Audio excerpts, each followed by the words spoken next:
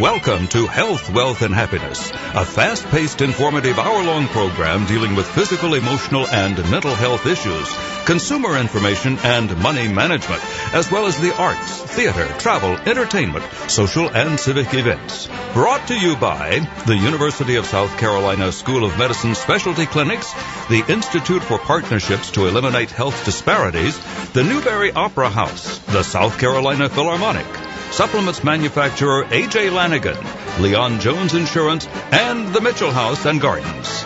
And now, here's the host of Health, Wealth, and Happiness, Gary Posick.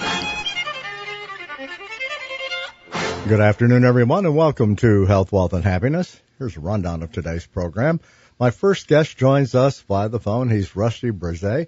Rusty is the owner of ScoreNavigator.com, a sponsor of this program. Today we're going to talk about credit information you should know, but nobody tells you about it. And it does affect your credit score. It does affect your life, quite frankly. And that's what Rusty and I will be discussing during the first half hour of today's program. From 1:30 to 1:45 each Monday, Dr. Judith Browse is my guest.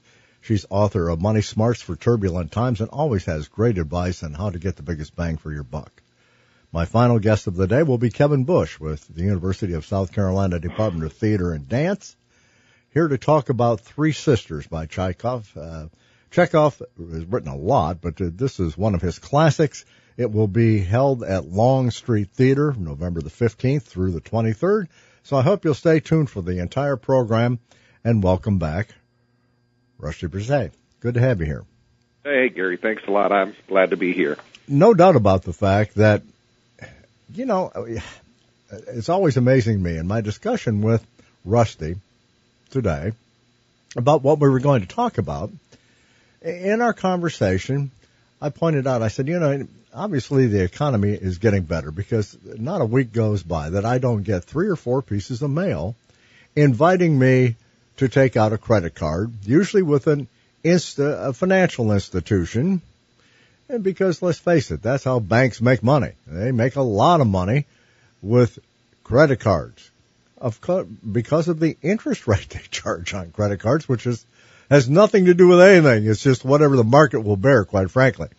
But in talking with him about this,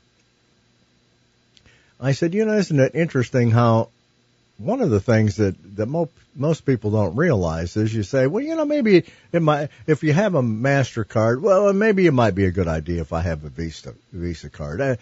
I won't use it. I'll just have it for a rainy day, just in case. But see, that's not how the credit score is determined. It's money that it's exposure. Even if you don't use it, if you expose yourself to an additional $10,000 that you could spend, that's how it's evaluated.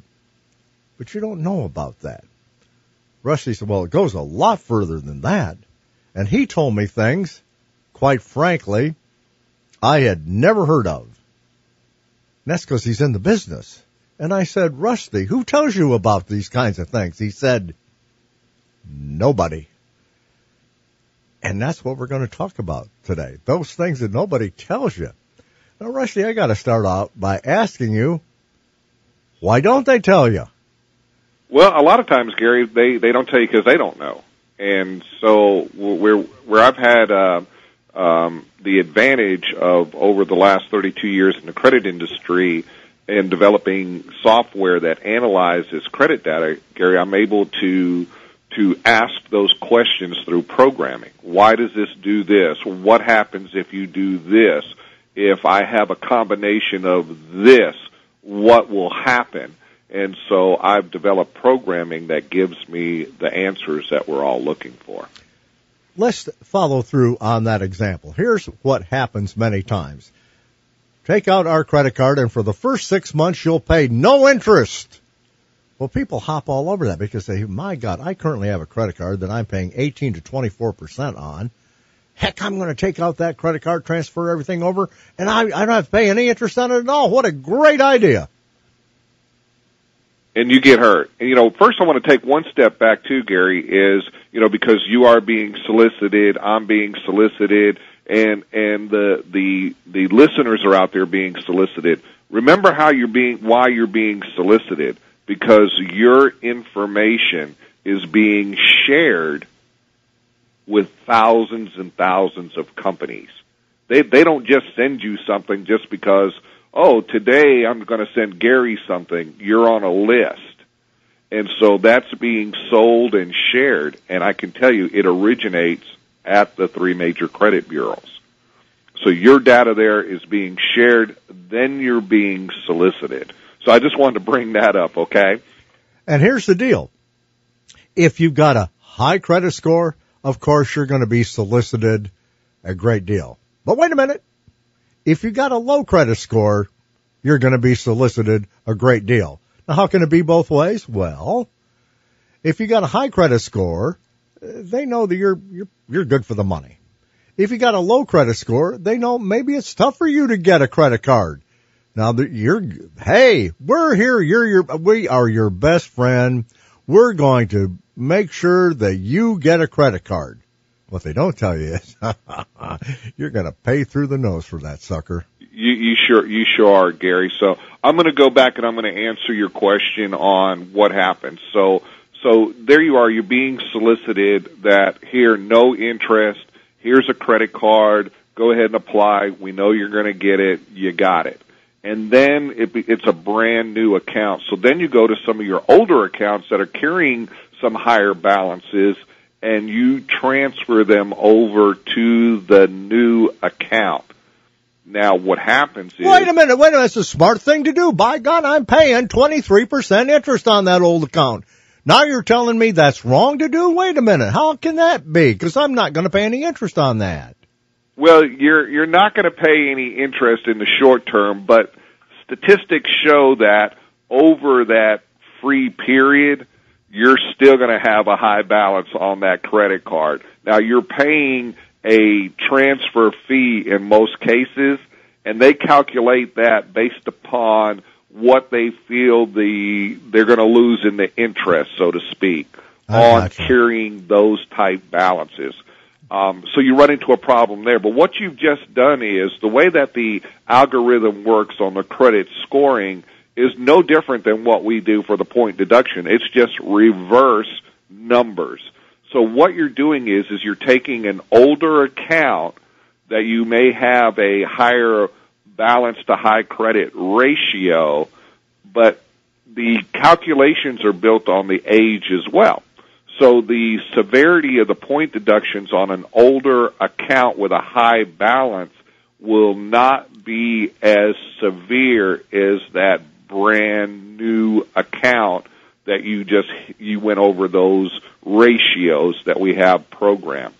So in other words, something that might be a 2-point deduction on a older account, moving that balance over to a newer account could be, I've seen it as much as a 33, 34, 35-point deduction. Use that $1,000 example you did with me on an old account and then transfer that to a new account. Same amount of money, and I'm going to pay $100. I'll pay $100 on a $1,000 balance on the old account and $100 on the new, leaving a $900 balance on the old and then on the new. What's that going to do to my credit score? It's going to lower your score. It lowers your score again when you go from a balance on a higher one. For example, okay, what we talked about, if you have a $1,000 high credit on an old account and you have a $100 balance, chances are you're not going to have any kind of a point deduction because of the age. Say it's a 3, 4, 5-year-old account. But if you have that same $1,000 high credit with a $100 balance on a card that's within 6 months in age, you can actually have somewhere around an 11-point deduction. So you can actually lose 11 points off your credit score minimum by doing that. Boy, that sure took the glitter off the gold of that 0% in a hurry. Well, that 0% again, it's good to have if you're going to go charge. But again, a lot of times they'll have those little boxes marked there. Are you planning on transferring any dollars owed on a existing card to this card? I've seen them ask them. I look at them, I open them, and I shut them down, because all it is enticement to get you further into debt. It's kind of like the old Tennessee Ernie Ford song. I load 16 tons, and what do I get? Another day older and deeper in debt. That's true. That's true. I remember that song. We're telling our age, Gary. This is true, but here's what bothers me about what you just described. This is supposedly the age of enlightenment. By God, you gotta have full exposure. That's not supposed to be any secrets. You've got to spend time informing the public about what it costs to borrow money. You've got to inform them about any hidden cost, and on it goes. Rusty, is it just me? Am I the last person on earth of what you just told me that I didn't know anything at all about what you've just explained about how a new account and the age of that new account is going to lower my credit score on something that I may have had an account for 4 or 5 years would have no effect on? No, people don't know this, Gary, so it's not just you, and so it's not information that's being provided out there. If a lot of consumers knew all the behind the scenes of what goes on with their credit, a lot of them would stop using their credit. They would stop applying for it. Our system now is built on that, 3-digit number in order to be able to get finance, to get anything. And, the economy has us all in a position where we just can't go pay cash for our car, our house, the essential things that we've got to have. So don't feel bad about it, Gary. What we had talked about earlier, and I wanted to share, is we have a member in the ScoreNavigator program who, over the last 12 months, reestablished credit with 3 credit cards. Now, she went out, and they're not really high credits, but she went out and she maxed them all out. And just by paying $700 on those 3 particular accounts, because the credit limits, again, aren't really high, she was able to gain 80 points on her credit score. Now just by getting those down to a zero balance. It cost $700. That's phenomenal. And you might say, well, how did she find out about it? She found out about it through a 1995 membership in ScoreNavigator.com. So explain that, because I think most people think, well, this is the service. If I take it for a month, I'm going to find out what my credit score is. It's more than that. Oh, it absolutely is, because so that the listeners understand that the credit data makes up what your credit score is. So your credit data is not being reported correctly. So obviously the score is not being reported correctly, but the recommendations are being reported correctly and the point deductions are being reported correctly.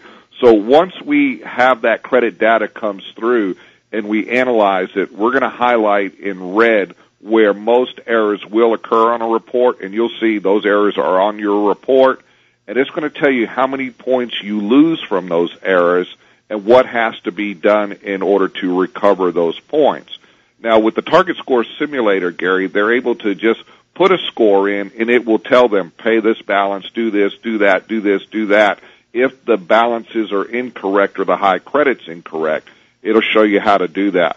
But one of the advantages that the ScoreNavigator.com customer gets, like this particular young lady was able to do, is we contact that customer within 72 hours. So one of our credit specialists was able to just tell this lady, look, looking at your credit, let me show it to you. You're looking at it too. If you pay this stuff to this with these brand new accounts, you will recover up to 80 points. And then you can still charge on it each month, just pay it off. Small charge, pay it off. Small charge, pay it off. It's not like this lady owed $10,000 in credit card debt. Then the other thing you told me that I thought was interesting, it's kind of like eating in small portions. If you pay, rather than just paying once a month, You talked about maybe you're only paying the same amount, but you're paying weekly, and that makes a difference. How so? If I'm eating just the same amount, but I'm eating in smaller portions, I ain't going to gain any weight, but you're telling me you'll tell people there's a real advantage of paying weekly rather than paying once a month. You're paying the same amount of money. It ain't going to hurt any more, but it's going to help you. Explain that. It just takes a little bit of time. Now most all these credit companies that you have your creditors, you can go online and make payments, and you can actually set it up to where it automatically makes them for you. So if you wanted to go in and pay $20 a week, whatever amount of money, as long as it covers at least your minimum payment if you have a balance on it, and it goes each week, the algorithm is built on activity. So I'll give you an example. So you go out and you get a brand new credit card today. You're just reestablishing yourself some credit. People think you have to wait 6 months in order to start getting some positive results, some point value. But the way the system is set up, it's built on payments. So we just assume 6 months. So if you went on and you charged each week and you made the payment each week over a 6-week period of time, it gives you the same value as if you had that card for 6 months. So you'll already start throwing your score up. You just got to keep that balance to high credit at certain levels in order not to have any point deductions. One of the things that you've pointed out so many times, people look at the credit score because that's what we're taught to look at. You say, don't look at the credit score, look at the credit data. Correct. Big difference. Yeah, there's a big difference. And so, but because you can get free credit data from the different credit bureaus, you can go to annualcreditreports.com and get a copy of all 3 bureaus for free now. In my state here in Georgia, you can actually get 2. I don't know if they just think we don't understand the first one, but we're entitled to 2. And so you can get a report for free. Now, the report is going to have errors. And if you don't know where those errors are at, the report's of no value to you. It's just a report. Now, they push you to get the score because you have to buy the score. But remember, if the information in the report is incorrect, then the calculations are done on that, then obviously the score is going to be incorrect as well. Now, don't worry about the score. Worry about the data. Now, just remember this, for those of you who may be listening to Rusty for the very first time. He's been in this business 32 years. You want me to say it or are you going to say it?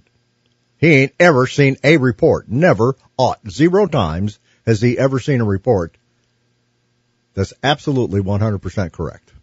And Gary, and I'll tell you, and listeners, I've analyzed over 1 million reports now, and I have yet to see one, not even my own, if I look at it on a day-to-day basis, that any given day that it will be 100% correct. So therefore, that is a given. It ain't going to be correct, so there are going to be things that you can do in your favor. No doubt about it. You got to know where it is. And so what we do in ScoreNavigator is we're going to highlight where most errors occur that are going to hurt you score-wise. Now, there are more errors than what we highlight, but it's not important. It doesn't matter if they don't have 6 previous addresses on you. It doesn't matter if your previous employer's not showing on there. Stuff like that really doesn't hurt your credit score.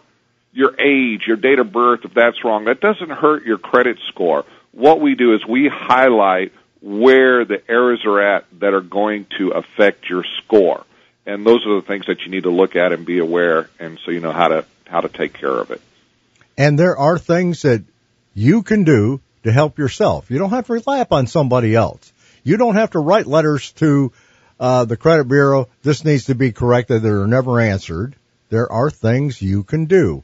And when we come back out of break, you can be specific in letting the people know, Rusty, some of the things they can do.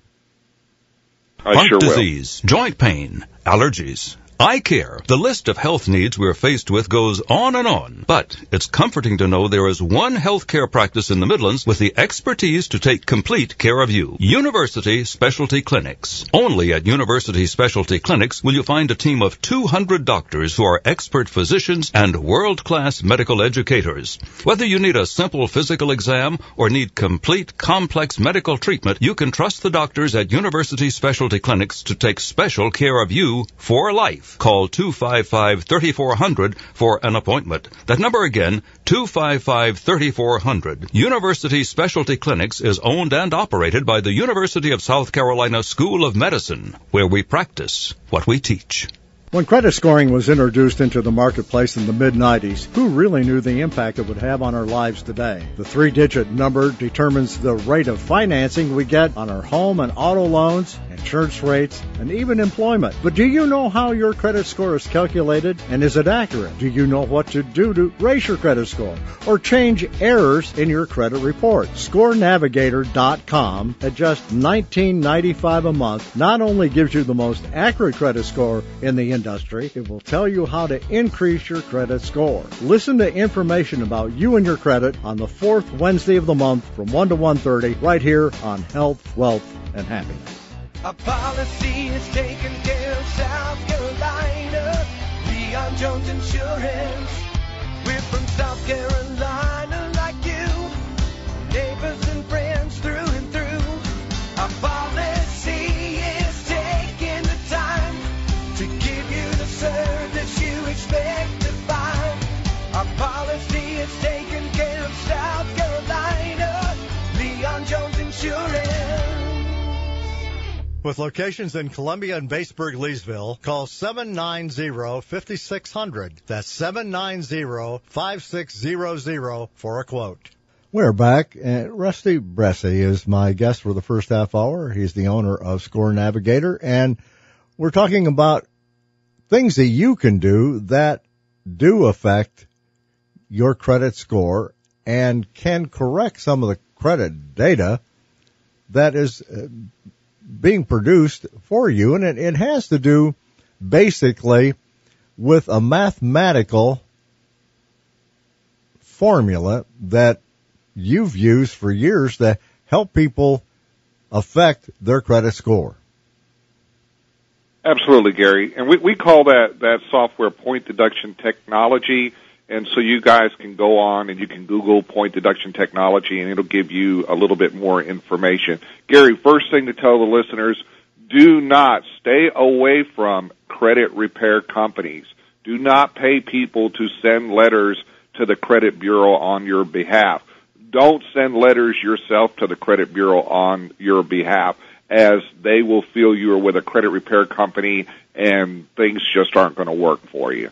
So my suggestion is this: positive credit or lack of positive credit has as much or more impact on a credit score than negative credit does.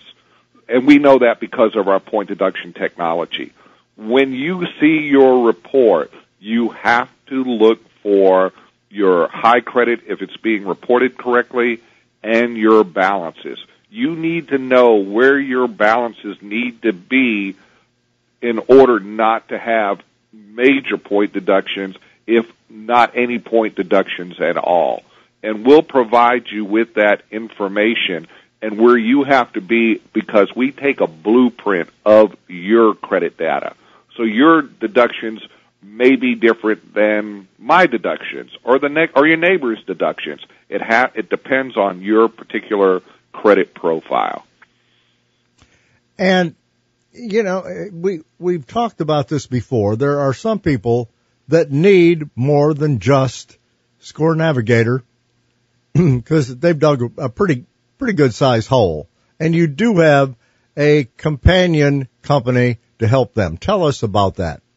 Yes, thank you, Gary. That's called CreditDNA.us. It's CreditDNA.us, and that's a full credit management program. We compare that to you've seen like the Jenny Craig type diets and stuff. You know, you get onto a certain food groups and you're kind of managing how and what you eat, but you also get provided with a coach to work with you to make sure that you stay with this type of exercise, stay with this type of diet.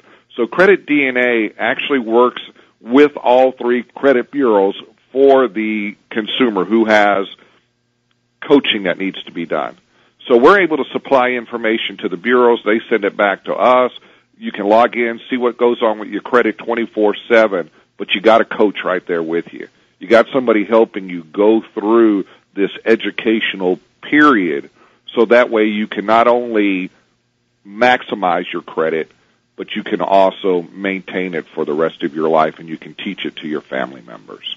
Now, Rusty, there are some people who are saying, "No, wait a minute, this guy's talking out both sides of his mouth." First, he says, "Don't spend any money going to a credit repair company because they're just going to write letters that nobody's going to read anyway, and it's not going to have any effect with the credit bureau that they're sending them to." Now he's talking about repairing your credit. Now, how can you can't, wait a minute. How can it be both ways? Well, you're not repairing your credit, okay? Because anytime you repair something, it's gonna break.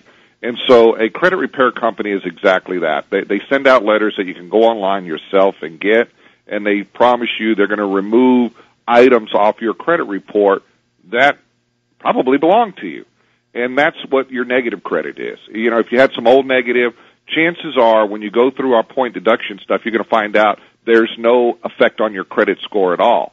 It may look bad to you, but it doesn't matter because things are built on the score. So our system identifies that.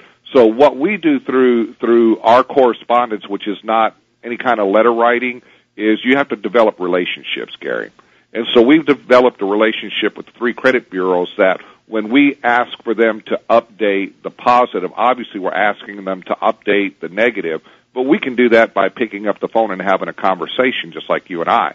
We can send stuff over to them by fax, and we can send stuff to them electronically, and then they send that data back to us, and then we alert the customer on any changes. But the process has to do with the positive credit, Gary, not the negative credit. We got to put the negative away. People focus always on the negative. Let the negative just take care of itself. Let's work on what you have to do to get in shape credit-wise with your current positive. Because, we're in pretty good shape, and if we eat too much, we're going to put on those extra added pounds we don't need. It's going to slow us down, and we're going to be focusing on the wrong things. So same thing with your credit. We want to get you in credit shape. We want to get you in a position to where what you already have, we can make it better for you. We can save you thousands of dollars on different interest rates. And then for those that are trying to reestablish, they want to get back into it. They made a resolution, anything. I got to get my credit back in order. You got to learn how to manage it. And so we put it right there in front of you, but we give you a person that can work with you to take you through all these same steps that we talk about on these shows each month. Rusty, one thing that I think would probably be a good idea for the next time you're on, today, you hear this with bankruptcy attorneys who are advertising. You get the notion that bankruptcy or declaring bankruptcy or being foreclosed on your home, it ain't that big a deal. I mean, it's not exactly a walk through the park, mind you, but it ain't that big a deal. But it puts you in a bad state of mind. To me, anytime you let a house go or a car go, mentally you don't feel good about it. I mean, this was your home. You may have children in there. You had a relationship in there, and you feel like a failure. But that goes on across the board. On a credit score wise, and I'll share this with you and the listeners, over a period of time, 3 months, 6 months, 9 months, a year, the point deductions, the severity of a foreclosure or repossession, that type of thing basically goes away. But if you miss that $10 payment on your credit card, on that revolving credit, even if it was a $300 high credit, you may lose as many as 70-something points, and that will live with you for a year to try to recover. So the weight is on the revolving and not on that house you may have lost. That's amazing. I mean, it's like a parking ticket versus a DUI, and you're telling me that sometimes the parking ticket gets more attention than the DUI. That's not right. Well, that's for another show for us. I've written articles on the conspiracy theory on how the whole process, how it all relates to each other, and yeah, it shouldn't have that kind of an impact, but it does. That's why I have this man on my show once a month. Rusty, I thank you so very much for coming and sharing on health, wealth, and happiness. If you want to learn more, if people go to ScoreNavigator.com, is there an information page that will give them information about your service? Yes, there is, Gary. When they go on there, they'll be able to familiarize themselves with credit scoring. They'll be able to know more about point deductions. There is live chat if they just want to reach out to somebody. So they can get a lot of information, Gary, even before they go in to purchase a copy of the report, the software, and everything else that's in there. They can learn a lot just by going to the site. I thank you so very much for coming and sharing on Health, Wealth, and Happiness. Thank you, Gary. Beta-1,3-D-glucan is a dietary supplement when taken in proper dosage, enhances the immune system. For over 30 years, beta-glucan has been researched and found to be very effective as an antioxidant and a free radical scavenger, which helps your immune system be all that it can be in fighting both bacterial and fungal infections and diseases, ranging from the common cold to cancer. People who are in a chronic state of illness, who have diabetes, or who have been exposed to radiation or chemotherapy can benefit from taking beta-glucan without fear of any toxic or allergic reaction from this baker's yeast product. To order beta-glucan, simply call 361-4310. Dr. Donna Davis is a board-certified plastic surgeon. He has advanced training and experience in performing a wide variety of surgical and non-surgical techniques from Botox, Juvederm, and other fillers to breast augmentation and reconstruction. Every procedure is thoroughly discussed and planned with the patient before being performed. Whether you're interested in a tummy tuck, having a mole removed, a facelift, body contouring, an eye lift, you owe it to yourself to have a consultation with Dr. Davis by calling 929-1901. That's 929-1901 for an appointment. Donna Davis Plastic Surgery is located at 1850 Laurel Street in downtown Columbia. We're back, and joining us as she does every Monday is Dr. Judith Briles, author of Money Smarts for Turbulent Times. And what are we going to talk about today? Well, I thought about some of the things that you can do. What happens actually, it's going to be to prevent a poor investment decision. But these are kind of the top 5 things that people do consistently, Gary, that I have seen since when I first got introduced to investments back in the 60s. And it really starts with, and this is where you can really get yourself into deep doo-doo, is where you focus on past returns, and that all these places show, we were up 30% last year, we were up 20%, we've averaged X amount all over these years, that you've really got to really look, especially when buying a fund, that what really is the historical. They can provide you some insight, but here's what I would really pay attention to is how did they do during declines. It's always been my bellwether. How did they do? If they've been around for decades and decades, how did they do in those early 70s? How did they do when the 80s hit the pits? How did they do when we ran into the mess of 2008 and 2009? How did they do? Morningstar does a ranking and rating, and they've always got, they show the riskier funds lead to mistakes because investors are far more likely to bail out of them when prices start to fall. But you need to kind of look and see how they have done and overcome them, especially in relationships with others. So there's a ranking. They rank them from, A to F, with A being they're pretty good and F being oh my God. And I would be looking at a fund in relationship to everything else that does A or better when times are bad.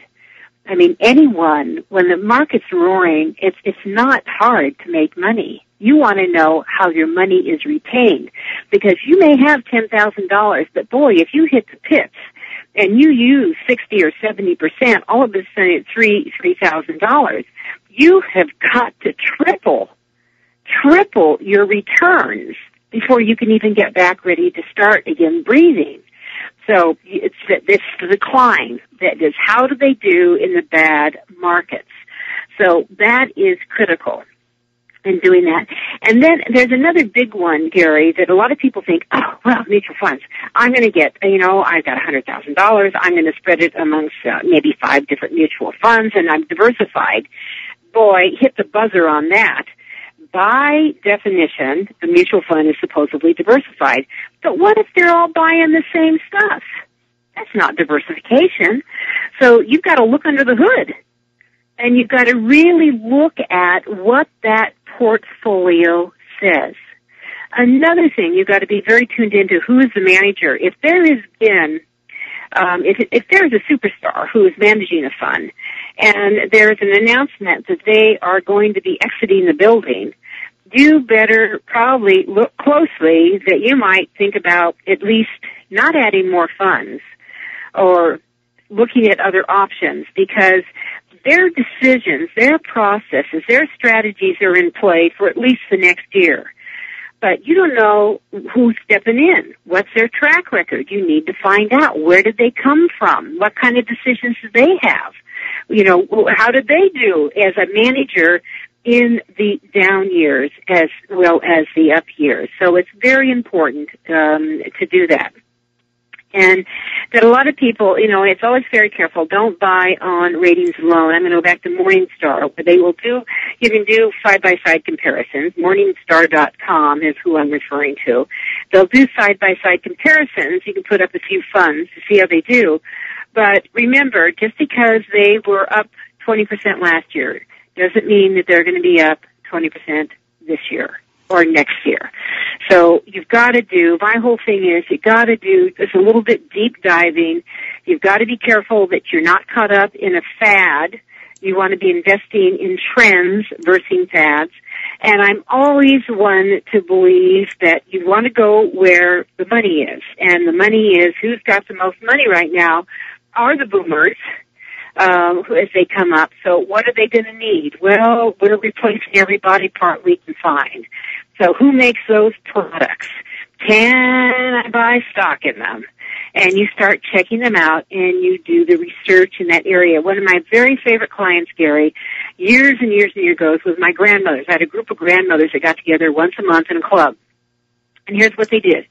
They only bought stocks from companies, but stock in the company of items that their grandchildren ate, played with, or wore. That was their criteria. That's very simple. That was their criteria. And if it wasn't hot, they didn't touch it. And these gals made a phenomenal return. And then they had a great time in the process. So I just wanted to throw that out, give a couple of treat tips, no tricks, today as we move into Halloween. Well, I think that's great advice, and using the grandmother's approach, it was something they knew something about because they were living it, and every grandmother, there's a difference between being a grandmother and being a grandfather.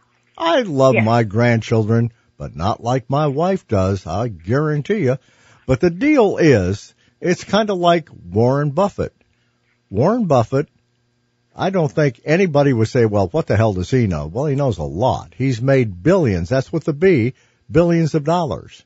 He's worth approximately $45 billion. Here's his philosophy.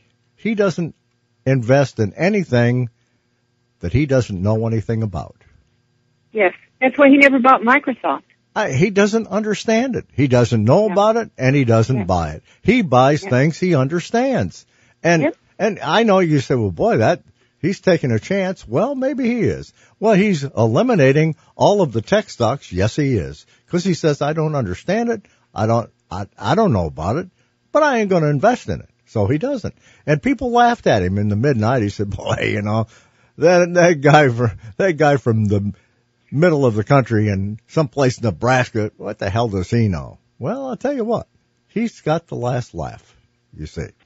And so that's basically what these ladies did. They cleaned up because they invested in things they knew something about.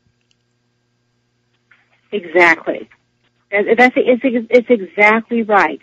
And that you go with what you go with what brings you. You go to So those of our listeners who are working for industries or environments, and you attend any trade shows, I'm telling you, where I would be is down on my sales and marketing. Or if any of you who work for anybody, that you go to conventions, you pay attention to who your product sellers are on there, and you talk to your colleagues. What do they think? How are things going? Do you trust them? Are their sales good? Those little things that will be very helpful in your investment decisions. So stay with what you know. It's right at your fingertips. Well, that's true. And when you start going, when you think, by God, I've got all the answers, and this is what happens to the Donald Trumps of the world. Donald Trump thinks he's like Rush Limbaugh. He knows everything. Those two guys put it in a room, they know everything. They think God consults with them for answers. They really do. But let me give you an example. There are two guys down in Texas. They made a lot of money in the trucking industry. Their name is Hunt. You've seen their trucks, the Hunt brothers. They made a lot of money. They decided back in the mid-'80s, you know what?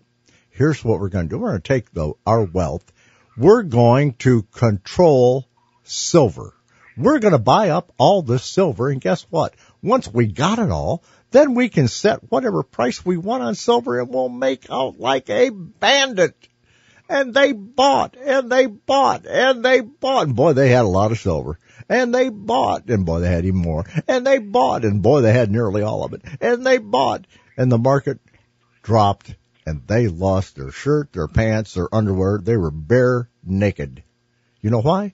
They didn't know anything about the silver market. They didn't zero about commodities. They overstepped their limit. End of story. Stay with what you know. Yep. Amen. That's the story. That's what this whole exercise has been. Stay with what you know. And I thank you so much for coming and sharing on Health, Wealth, and Happiness. Have a great week. Bye. Dr. Frank Martin is dedicated to wellness and not treating the sick. As a result, Dr. Martin's practice is limited to 600 patients so that he can spend time necessary to partner with you to your individual wellness program, suited to your wants and needs. He's available when you need him with same-day or next-day appointments or via his private cell phone 24/7. If you're looking for a doctor who truly cares and is willing to spend the time necessary to provide you with the very best up-to-date medical care in Columbia, call 788-6201. That's 788-6201. Dr. Frank Martin. Dr. Martin is his own man. He's not owned by a hospital. Who does your doctor work for? We are back, and joining us via the phone is Kevin Bush with the University of South Carolina Department of Theater and Dance.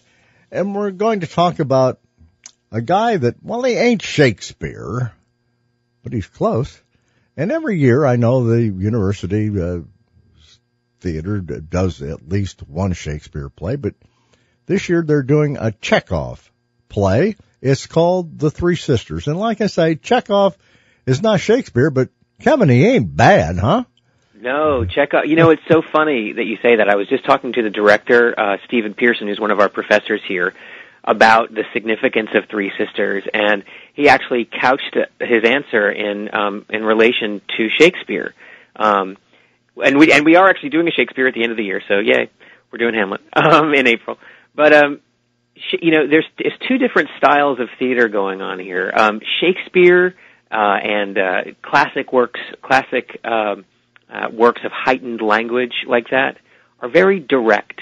Characters mean what they say. They do what they mean, whatever they say they're going to do, they do. And while there is lots of poetry, it's always very on the surface, right? Chekhov was a real revolutionary. This play, Three Sisters, was written in probably right before 1900. It was first performed in 1900. In Moscow at the Moscow Art Theater. And it ushered in a revolution in its style. The style of the play is very plaintive. All of the characters speak in the way that you and I speak. There's subtext, you know. We may say that we want to do something, but inside what we really mean is something completely different. And that was something that was completely revolutionary. It was a totally more psychological approach toward telling a story. Three Sisters is this wonderful, very quiet postcard of a play where the little details matter so much.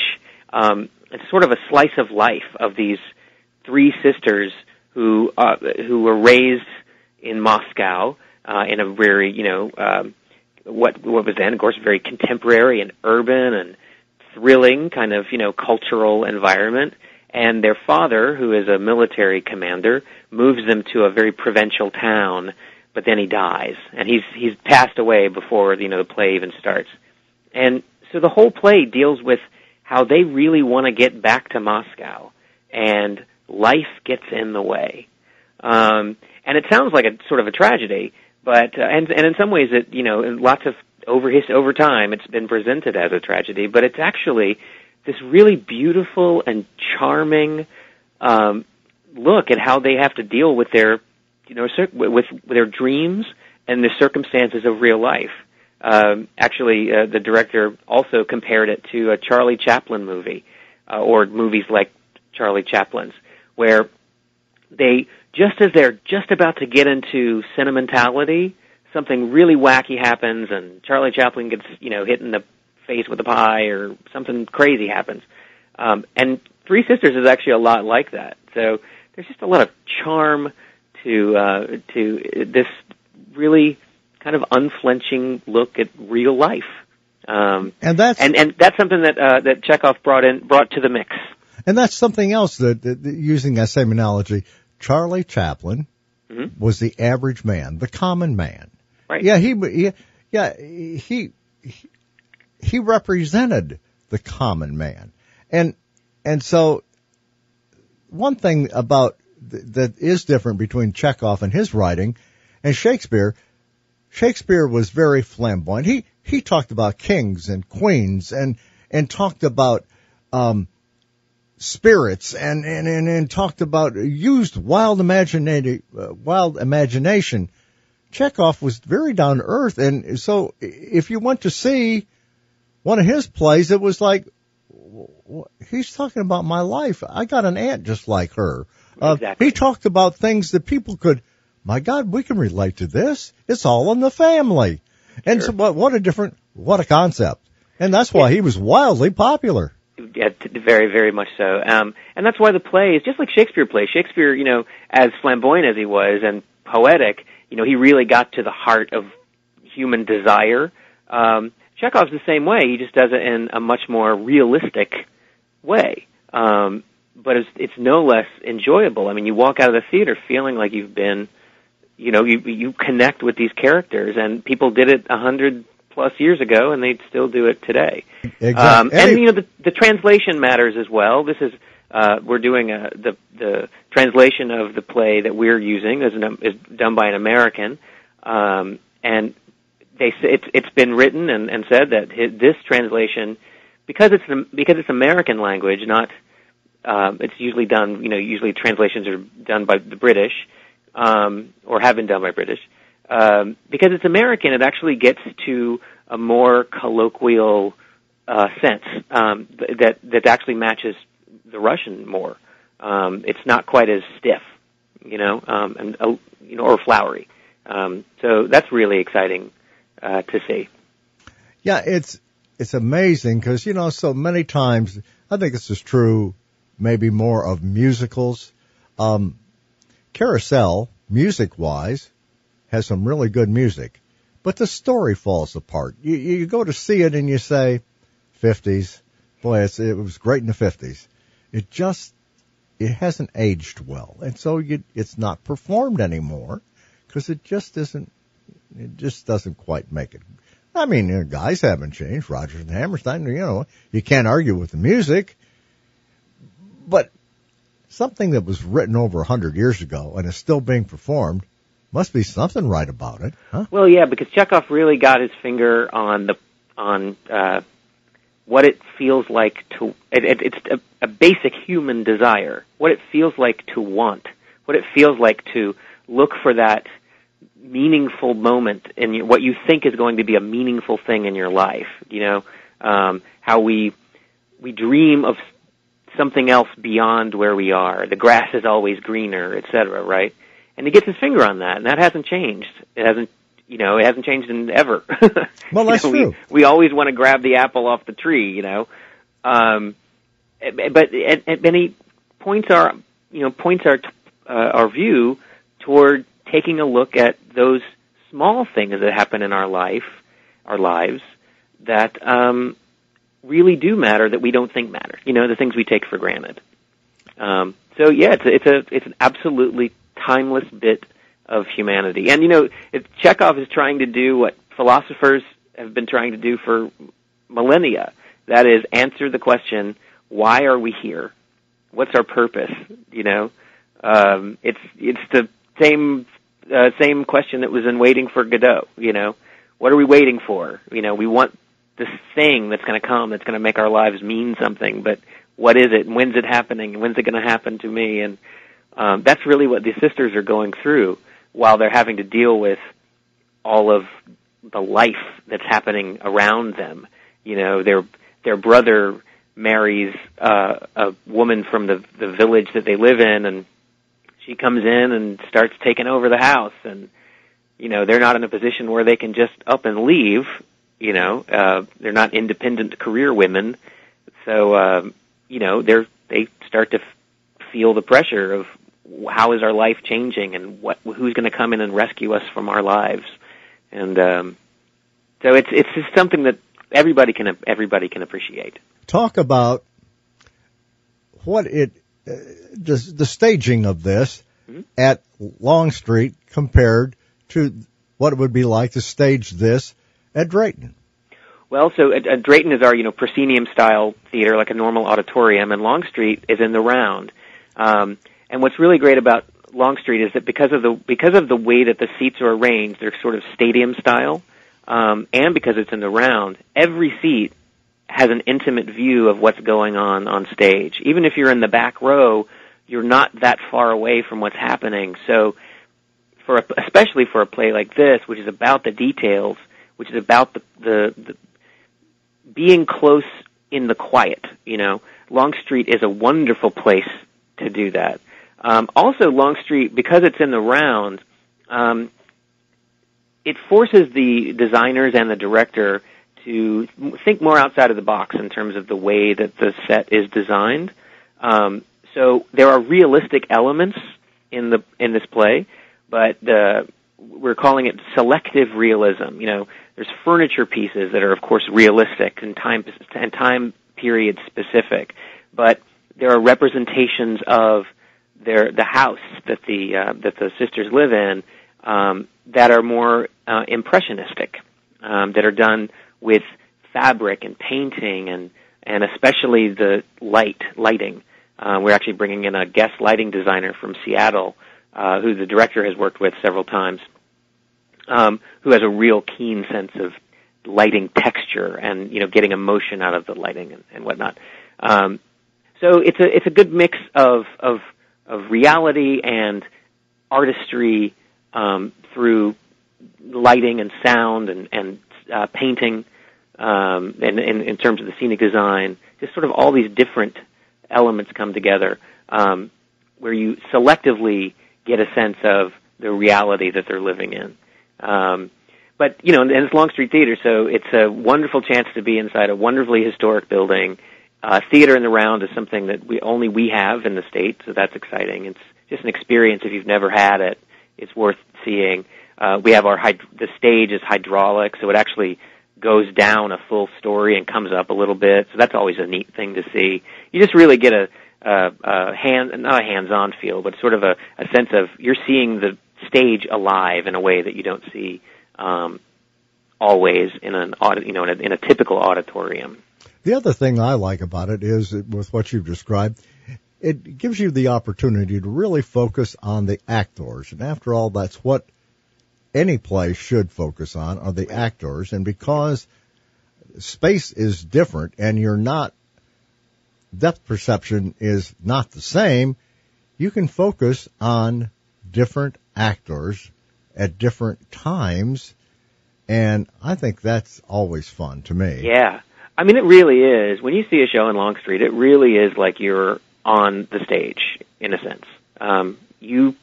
It's very easy to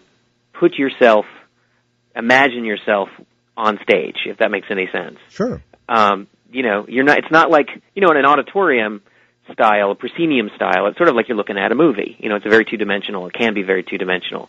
But this, it's all happening around you. It's really it's a wonderful experience to see. Once you've done it, you have to, you'll definitely want to come back again, I promise. And I like the trend in theater today, and it has changed in the past 30 years. Stage design and lighting has had a much greater impact in the past 30 years, but it allows the audience to fill in the blank. You don't have to show everything. They'll get it. Oh, yeah, right. Let the audience be a part of it. And, that's the fun of it to watch a play, is you get to be a part of it using your imagination to fill in the blanks of what isn't real. We know we're watching actors. This is it does. You don't have to have a tank on stage to know it's a tank, and we know what it's mass destruction. Right, exactly. I get it. I know what it does. Okay, fine. Yeah. So we're excited, and we've got about 2.5 weeks to finish rehearsal, and we started up on the 15th of November and runs through the 23rd at Longstreet. Tickets go on sale next Friday. We're very excited to see this one come up. It's going to be a good one. And we have some professional guest actors. One named Bob Hungerford, who is famous around town, who actually moved to Chicago to pursue acting, and he's making a very nice living doing it. He's coming back to take on a role, so that's pretty cool. exciting. I thank you so very much for coming and sharing on Health, Wealth, and Happiness. Thanks always for having me, Gary. And thank you, ladies and gentlemen. I hope you'll be back again tomorrow. It'll be Tuesday. That means A.J. Lenningen will be here, supplements manufacturer from Lexington. When he's here, we talk about